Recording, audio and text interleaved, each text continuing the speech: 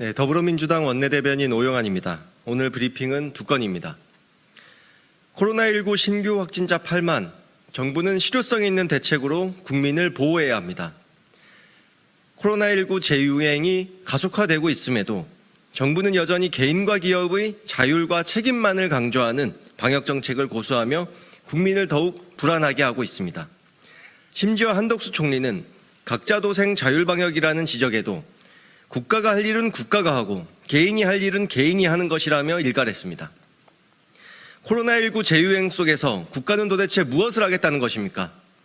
윤석열 정부는 확진 근로자에 대한 유급휴가 등을 적극 권고한다고는 하지만 실상은 생활지원비는 물론이고 중소기업의 유급휴가비 지원도 대규모 축소했습니다. 이것이 한덕수 총리가 말한 코로나19 재유행 상황에 국가가 할 일이라는 것입니까? 과학적 근거도 없이 문재인 정부의 방역정책을 정치방역이라며 매도하더니 무방역이 과학방역이라는 말인지 묻습니다. 코로나19 유행 재확산세가 뚜렷해지는데도 자율이라는 말로 국민에게 모든 책임을 떠넘기는 윤석열 정부의 무책임함에 분노를 금할 수 없습니다.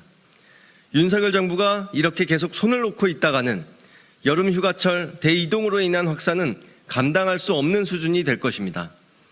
정부는 국가가 국민의 안전과 생명을 지키기 위해 존재하는 것임을 명심하기 바랍니다. 다음입니다. 거짓 선동에만 혈안이 된 국민의힘, 다시 읽겠습니다.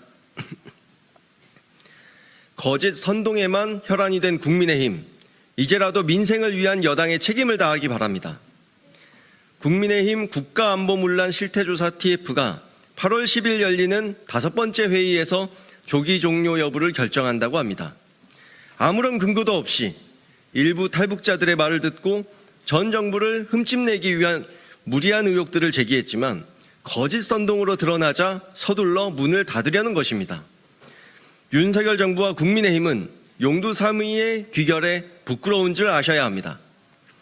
민생경제 위기 속에서 정부 여당이 도무지 보이질 않습니다. 정부와 여당 그 어디에도 민생위기 극복을 위해 책임있게 나서는 사람도 보이지 않습니다. 오직 대통령과 여당에 대한 국민의 불만과 불안을 신북풍몰이로 몰아가려는 거짓 선동만 난무했습니다. 윤석열 정부와 국민의힘은 거짓 선동을 멈추고 정부 여당으로서 국민에게 부여된 책임을 다하지 못하고 있는 데 대해 대국민 사과해야 합니다. 그리고 민생경제 위기가 더욱 악화되기 전에 국민의 삶과 경제를 지키기 위해 책임감 있게 나서는 모습을 보이기 바랍니다. 이상입니다.